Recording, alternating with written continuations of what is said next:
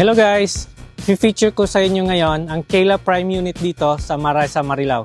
So tingnan natin ang kalooban ng bahay para hindi kayo ma-thrilled sa bahay. Come on! So ito yung garage niya pagpasok niyo before sa front door. So pagpasok niyo, dito na yung living area niya, dining area. Pero before going to the dining area, ang feature dito is high ceiling ng bahay. May isang room siya sa baba. So, dito tayo sa kitchen area niya na may toilet and bath.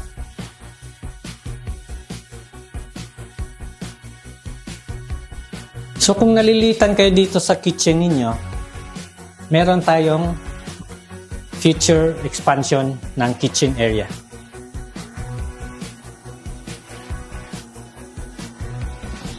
So, nakita niyo yung kabuuan ng first floor. Let's go to the second floor.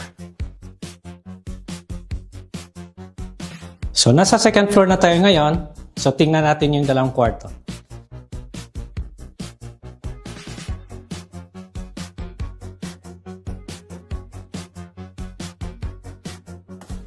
Ito yung master's bedroom niya.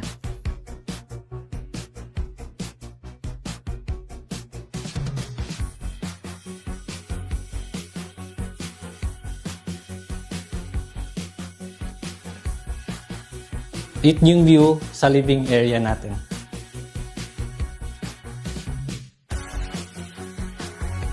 So aside from that, sa second floor, andito rin ang balcony.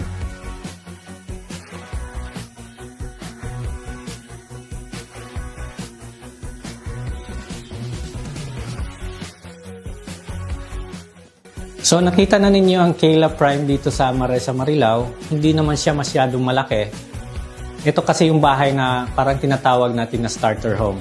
So kung tingin niyo na ito yung bahay para sa inyo, you could contact me and I'll give you the details and the pricing of this house.